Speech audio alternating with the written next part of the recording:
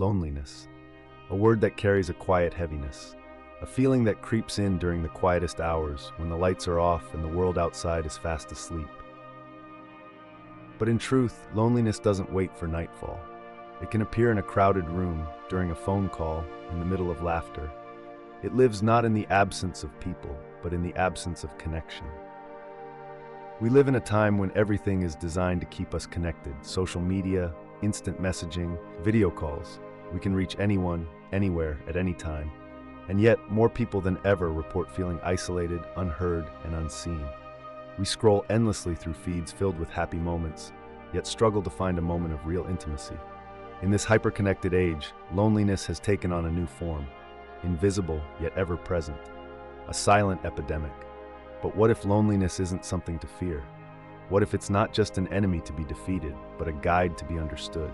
What if within the ache of isolation lies a hidden beauty, a quiet invitation to meet ourselves more deeply? This message is not about eliminating loneliness, it's about transforming it. We will explore the nature of loneliness, not as a flaw in our character, but as a part of being human. We'll see how it has the power to teach, to reveal, and even to heal. We'll uncover the truth that loneliness, when met with presence instead of panic, can be one of the most profound teachers in our lives. This is a journey inward, a journey into silence and into the stillness that silence holds. If you've ever felt the quiet ache of being unseen, if you've ever longed for connection in a world that moves too fast, then this message is for you. Because loneliness, for all its pain, carries within it a message. You are still reaching, still feeling, still alive. And that in itself is something deeply beautiful. Let us begin. In today's world, noise is everywhere. It surrounds us constantly, from the moment we wake up until the time we close our eyes at night. The hum of traffic, the endless buzz of notifications on our phones, the chatter of countless voices online, all merge into a loud, never-ending background. It's as if silence itself has become rare, almost extinct.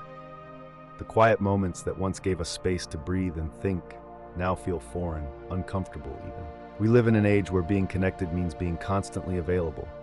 Every moment is filled with updates, messages, and information. Social media platforms demand our attention with their endless scroll of images, videos, and news. News cycles move faster than ever, pushing fresh stories and events into our minds before we have time to process the last ones. This relentless noise surrounds us, making it difficult to find a moment of peace. But in this overwhelming flood of noise, something crucial is lost: the ability to truly listen to ourselves and to one another. Genuine listening requires silence. It demands space and presence. Yet the noise steals that space from us, filling every gap with distractions. We no longer hear the subtle whispers of our own thoughts or the quiet emotions that surface when we slow down. This noise is not just external. It seeps inside, invading our minds and hearts. It breeds distraction, anxiety, and a restless feeling that something is always missing. Our minds jump from one thing to the next, chasing the next notification, the next bit of information. We fill our hours with noise, hoping to avoid the stillness where loneliness and uncomfortable truths might appear. The silence can be terrifying because it forces us to confront ourselves. Yet this noise acts as a barrier. It keeps us from feeling deeply. It numbs our senses and shields us from facing the silence inside.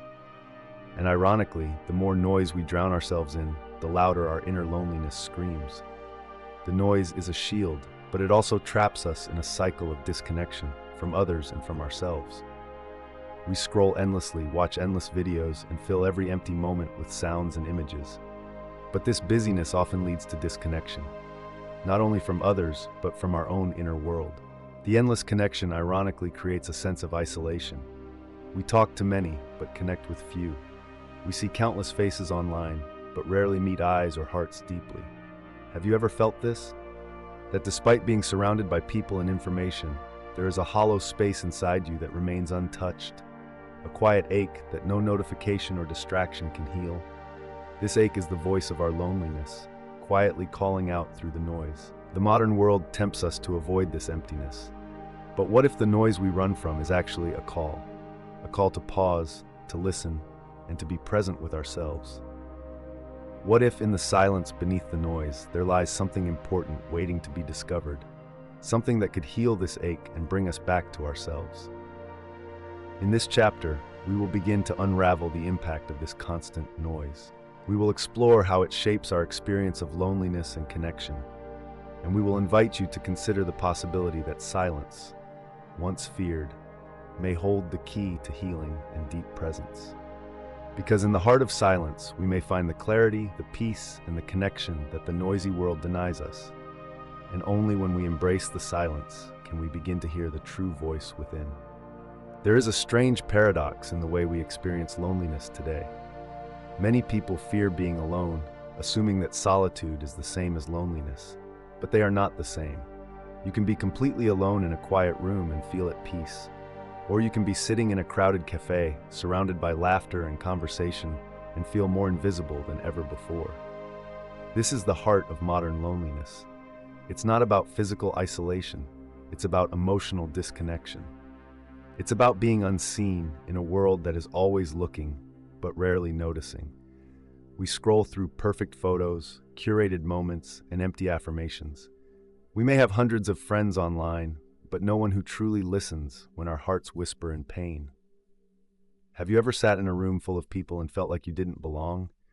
That your presence was unnoticed, or worse, unwanted? It's not that anyone was unkind. It's just that no one really saw you. That quiet ache in your chest, that's loneliness in its most profound form. Not because you are physically alone, but because no one touches your soul.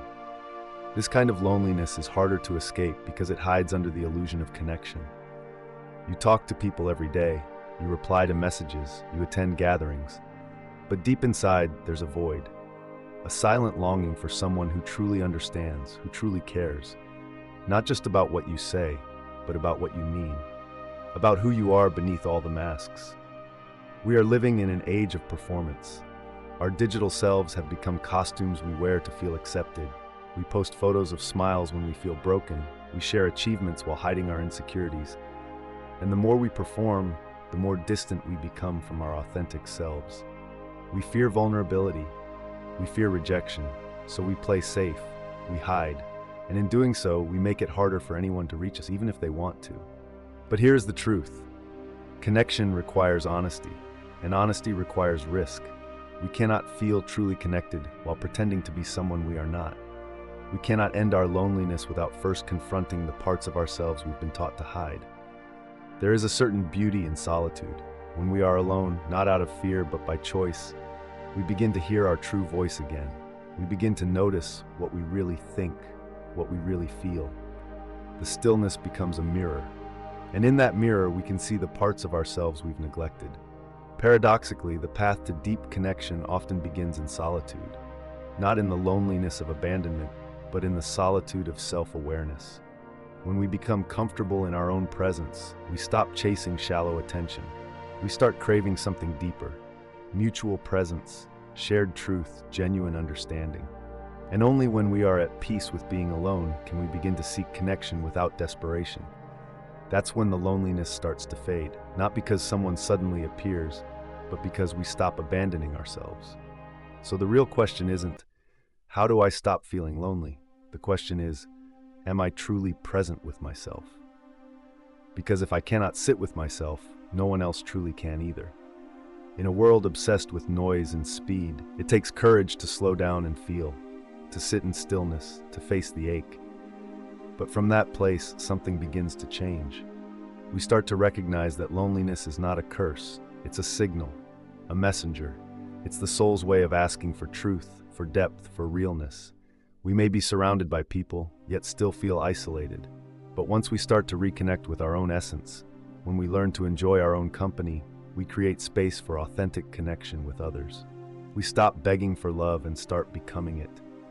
Loneliness then becomes not an enemy, but a teacher, one that shows us the path back home to ourselves. There is a moment when the noise fades, when the phone is turned off, the crowd disappears, and all that's left is you and the silence.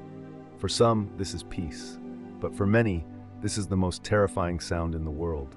Because in that silence, there is no one left to impress, no mask left to wear, no voice telling you who to be.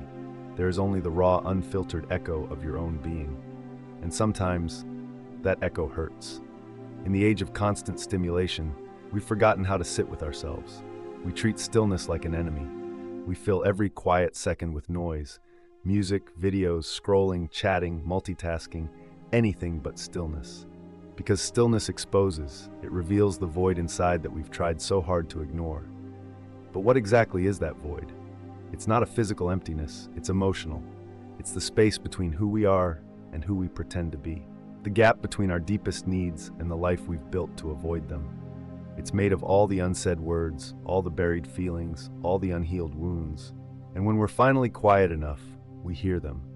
We hear the heartbreaks we never grieved. We feel the rejection we never voiced. We face the fears we always ran from, and it hurts. But here's the truth no one wants to admit. That pain is necessary. That silence is not punishment. It is an invitation to listen, to heal, to become real. The void only feels terrifying because we expect it to be filled. We think silence must be broken. But what if silence is not the enemy? What if the void is not empty, but sacred? You see, growth never happens in noise. Healing doesn't come through distraction. Real change, the kind that touches your soul, happens in those quiet, uncomfortable spaces where you're forced to sit with your truth. There is a kind of silence that screams, not with sound, but with clarity. It says, this is what you've ignored, this is what you've avoided, this is what needs your attention. And when you stop running from it, when you finally sit and listen, you discover something unexpected. The void is not there to destroy you, it's there to return you to yourself. In silence, you remember who you are when no one's watching. You remember what matters when no one is applauding. You learn to breathe again, to feel, to exist, not as a product, not as a persona, but as a human being. Facing the void is an act of courage, but it is also an act of love, because what lives on the other side of that silence is freedom. Freedom from needing approval, freedom from running away, freedom to simply be. So the next time the silence creeps in, don't fight it. Don't run. Sit with it. Let it speak. Let it shake you. And then let it heal you. The void once feared becomes a sanctuary. The silence once avoided becomes sacred. And loneliness once a burden becomes a path. There comes a time, after the silence, after the storm, when something begins to change. It's not loud. It doesn't announce itself. It's like a whisper in the wind, a tiny shift inside your chest, a subtle release of the weight you didn't know you were carrying. That shift is you coming home. You start to notice things you once overlooked. The way the morning light gently touches your windowsill. The way your breath moves softly in and out without asking for permission. The way your heart, though bruised, still beats, quietly, faithfully. You begin to feel life again. Not the chase, not the noise, but life in its simplest, most sacred form. And this is where something remarkable happens. You stop seeking others to complete you. You stop expecting the world to fill your gaps. Instead, you turn inward and offer yourself what you've always been looking for: acceptance, compassion, presence. You become your own companion. This doesn't mean isolation. It doesn't mean pushing people away. It means your center is no longer up for negotiation. It means being whole before being together. It means being okay, even when you're alone. You learn to enjoy your own company. You learn to sit in silence and not be afraid of what you'll hear. You learn to cry and not shame yourself for feeling deeply. You learn to laugh and not wonder if anyone's watching you. And most importantly, you begin to trust yourself again. Not because you have all the answers, but because you've seen yourself in the dark and you chose to stay. That is the greatest act of love, to stay. To be there for yourself in the moments when no one else can. To forgive your past, to be gentle with your wounds, to hold space for your becoming. This is not the end of loneliness. It is the beginning of intimacy with your own soul. So if you're feeling lonely today, if the silence is heavy and the world feels distant, pause.